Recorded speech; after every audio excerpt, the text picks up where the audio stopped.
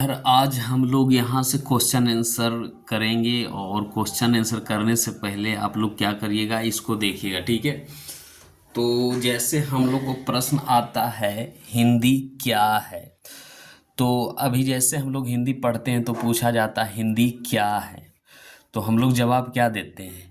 हिंदी हमारी मातृभाषा है। हिंदी हमारी क्या है? मातृभाषा है। इस तरीके से जवाब दे सकते हैं। या हिंदी एक भाषा है, इस तरीके से जवाब दे सकते हैं। क्या है? हिंदी एक भाषा, हिंदी हमारी राष्ट्रीय भाषा है। जब हमारे पास ऐसा कोई प्रश्न आए कि हिंदी क्या है, तो हम क्या जवाब दे सकते हैं? तीनों में से हम ये लिख सकते हैं, या हम प्रश्न उत्तर दे सकते हैं हिंदी हमारी मातृभाषा है, हिंदी एक भाषा है, हिंदी हमारी राष्ट्रीय भाषा है। तो ये तीनों हम लोग क्या कर सकते हैं, देख सकते हैं। जब क्वेश्चन इस तरीके से लिखा रहे को हिंदी क्या है, जब हिंदी पढ़ते हैं तो पहले पढ़ने के पहले तो हिंदी पढ़ते हैं ना, तो हिंदी क्या है, तो हम लोग जवाब दे सकते हैं। ये तीनों में से आप एगो जवाब दे सकते हैं। ठीक है, तो ये तीनों में से आप एगो जवाब दीजिएगा तो कोई दिक्कत नहीं है। ठीक है, आगे बढ़ते हैं। अब तो भाषा हो गया, तो यहाँ क्या कह रहा है, भाषा किसे कहते हैं? भाषा किसे कहते हैं? तो यहाँ देखिए आंसर में दे रखा है, जब हम मन की बात बोलकर क्या करते हैं, जब हम अपनी मन की बात बोलकर या लिखकर या संकेत द्वारा प्रकट करते हैं, किसके पास करते हैं, किसी दूसरे पास प्रकट करते हैं, उसे क्या कहते हैं? भाषा कहते हैं। तो जब हम अपनी मन की बात बोलकर या लिखकर या दूसरे के पास क्या करते हैं, प्रकट करते हैं, उसे क्या कहते हैं? भाषा कहते हैं। कोई भी मनुष्य दूसरे को अपना जो बात समझाने के रहेगा या बोलने का किस तरीके से व्यक्त किया जाता है, तो क्या किया जाता है? तो भाषा द्वारा। अभी हम कौन सा भाषा, हम बोल के भी समझा रहे हैं, और ये कौन सा भाषा है? लिखित भाषा। तो जब हम किसी मन की बात बोलकर या लिखकर या संकेत द्वारा किसी के पास प्रकट करते हैं या व्यक्त करते हैं, उसे क्या कहते हैं?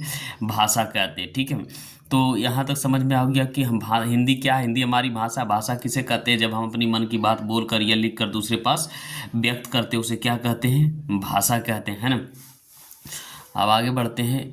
तो भाषा को तीन प्रकार से व्यक्त किया जाता है। भाषा को कितने प्रकार से व्यक्त किया जाता है? तीन प्रकार से व्यक्त किया जाता है। एक मौखिक भाषा, दूसरा लिखित भाषा, तीसरा सांकेतिक भाषा। तो तीनों भाषा को हम व्यक्त करते हैं, क्या है? एक मौखिक भाषा, दूसरा लिखित भाषा, तीसरा सांकेतिक भाषा। तो मौखिक भाषा क्या है? तो मौखिक भाषा क्या है? मौखिक भाषा जो मुंह से बोलकर व्यक्त करते हैं, उसे मौखिक भाषा कहते हैं। यानी हम दिन भर जितने भी बात बोलते हैं, जो भी बहुत बोल रहे हैं, दिन रात कभी भी हम मुंह से बोलते हैं, तो उसे कौन सा भाषा बोला जाता है? उसे भाषा बोला जाता है, मौखिक भाषा बोला जाता है। ठीक है, तो हम जितने भी हम दिन भर बात करते हैं और दिन भर कुछ भी बोलते हैं, मुंह से बोलते हैं, तो उसे कौन सा भाषा बोला जाता है? उसे मौखिक भाषा बोला जाता है। समझ में आ गया होगा। आगे बढ़ते हैं। उसके बाद लिखित भाषा। तो लिखित भाषा जो लिखकर व्यक्त करते हैं, उसे लिखित भाषा कहते हैं। जैसे पत्र, आवेदन, चिट्ठी इत्यादि। तो जो भी हम लिखकर व्यक्त करते हैं, जैसे ये कौन सा भाषा है, जैसे हम जो पढ़ रहे हैं, ये लिखित भाषा, मुंह से बोल रहे हैं तो मौखिक भाषा है ना। तो जो लिखकर व्यक्त करते हैं, उसे कौन सा भाषा कहते हैं? लिखित भाषा कहते हैं। तो जो लिखकर व्यक्त किया जाता है, उसे लिखित भाषा कहते हैं, और जो मुंह से बोला जाता है, उसे मौखिक भाषा बोला जाता है। ठीक है, ये क्वेश्चन है। और सांकेतिक भाषा। सांकेतिक भाषा चित्र या इशारा के माध्यम से बताया जाए, उसे सांकेतिक भाषा। तो ये चित्र या माध्यम से बताया जाए, उसे क्या कहते हैं?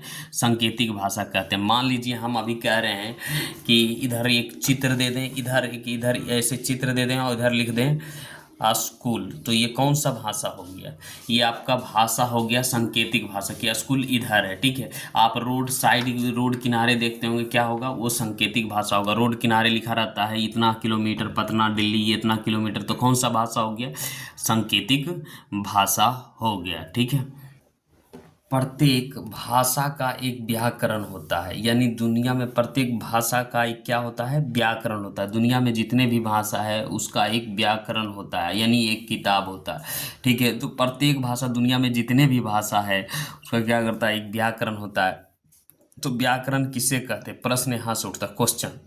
तो व्याकरण किसे कहते हैं? व्याकरण वह किताब है, यानी व्याकरण क्या है? वह किताब है जिसे पढ़कर हमें, यानी जिसे पढ़कर हमें शुद्ध शुद्ध बोलना, पढ़ना या लिखना आता है उसे व्याकरण कहेंगे। तो अब क्या हो जाएगा, व्याकरण हम उसे कहते हैं।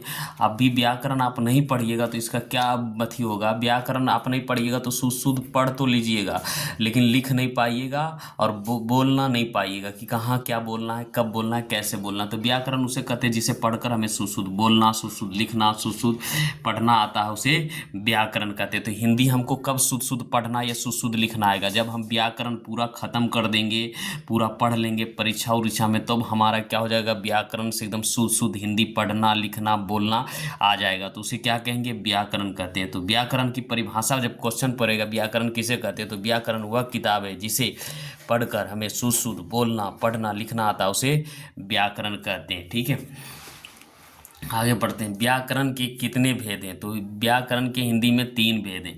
व्याकरण के अब हिंदी में कितने भेद हैं, 3 भेद है। पहला है वर्ण विचार, दूसरा है शब्द विचार, तीसरा है वाक्य विचार। तो ये सब हम पढ़ा दिए, लेकिन अब यहाँ से क्वेश्चन उठ रहा है, वर्ण किसे कहते हैं, वर्ण किसे कहते हैं। तो वर्ण उस मूलध्वनि को कहते हैं जिसका खंड या टुकड़ा नहीं किया जा सकता। जब आपसे प्रश्न किया जाए कि वर्ण किसे कहते हैं, तो वर्ण उस मूलध्वनि को कहते हैं। मूल मतलब होता है ओरिजिनल, ध्वनि का मतलब आवाज, कहते हैं जिसे खंड या टुकड़ा नहीं किया जा सकता, उसे वर्ण कहते हैं। ठीक है, इतना प्रश्न कहेगा तो प्रश्न है, ये किताब से है और ये पूछेगा परीक्षा में, तो आप लोग क्या कीजिएगा, इसी तरीके लिखिएगा, वर्ण उस मूलध्वनि को कहते हैं जिसे खंड या टुकड़ा नहीं किया जा सकता, उसे वर्ण कहते हैं ना। तो वर्णों के यहाँ देखिए, वर्णों के कितने भेद हैं, तो वर्णों के 2 भेद हैं, एक स्वर वर्ण और दूसरा व्यंजन वर्ण। प्रश्न उठा है वर्णों के कितने भेद हैं, तो वर्ण के 2 भेद हैं, एक स्वर वर्ण और दूसरा व्यंजन वर्ण, है ना। स्वर और व्यंजन किसे कहते हैं, तो उदाहरण दे। तो स्वर वर्ण और व्यंजन वर्ण किसे कहते हैं, ये आपका क्वेश्चन एग्जाम पूछा हुआ तो देते हैं। तो स्वर उन वर्णों को कहते हैं जिसका उच्चारण किसी दूसरे वर्णों की सहायता के बिना होता है। तो ये जब भी बोलेंगे, उच्चारण का मतलब होता है बोलना, है ना। स्वर वर्ण उन वर्णों को कहते हैं जिसका बोलने में किसी वर्णों की सहायता नहीं लेता। तो ये क्या उदाहरण कह रहा है देने के लिए, तो ओ आ ई हर्ष ई हर्ष दुर्गौरी, ये सब कौन सा वर्ण है, स्वर वर्ण है। ठीक है, तो स्वर वर्ण उसे कहते हैं जो बोलने में मतलब केकरो सहायता नहीं लेता है, तो उसे क्या कहेंगे, स्वर वर्ण कहते हैं, है ना। अब यहाँ हम व्यंजन उन वर्णों को कहते हैं जिनका उच्चारण में स्वर वर्ण की सहायता ली जाती है। तो स्वर वर्ण देखिए, व्यंजन वर्ण उन वर्णों को कहते हैं जिनका बोलने में क्या लेता है, उच्चारण में, यानी बोलने में क्या स्वर वर्ण की सहायता ली जाती है। जैसे को, तो यहाँ को खो गो गो ये सब व्यंजन है, तो लेकिन अभी क्या छिपा है, को में क्या छिपा है, ओ छिपा है, और खो में क्या छिपा है, ओ छिपा। जैसे हम लोग बोलते हैं को बोलते हैं तो ओ छिपा है, खो में ओ छिपा है, गो में ये। ठीक है, तो यहाँ तक हम लोग का की कहनत ही करेंगे। अब हम लोग यहाँ से पढ़ते हैं संयुक्त अक्षर किसे कहते हैं। संयुक्त अक्षर में 2 या 2 से अधिक व्यंजनों का मेल होता है। तो संयुक्त अक्षर क्या है, 2 या 2 से अधिक व्यंजनों का मेल होता है और दोनों के बीच स्वर नहीं रहता है। दोनों के बीच क्या रहता है, स्वर नहीं रहता। 2 अक्षरों का तो मेल, 2 से अधिक व्यंजनों का मेल रहता है और दोनों के बीच स्वर नहीं रहता। जैसे सत्य, उत्थान, उत्पन्न, ख्याति, कार्य, राष्ट्र इत्यादि। तो संयुक्त अक्षर पूछेगा, संयुक्त अक्षर किसे कहते हैं, तो संयुक्त अक्षर में 2 से अधिक व्यंजन का मेल होता है और दोनों के बीच स्वर नहीं रहता है, उसे क्या कहें, संयुक्त अक्षर कहते हैं। जैसे सत्य, उत्थान, उत्पन्न आदि। तो यहाँ तक है। तो अब हम लोग नेक्स्ट वीडियो में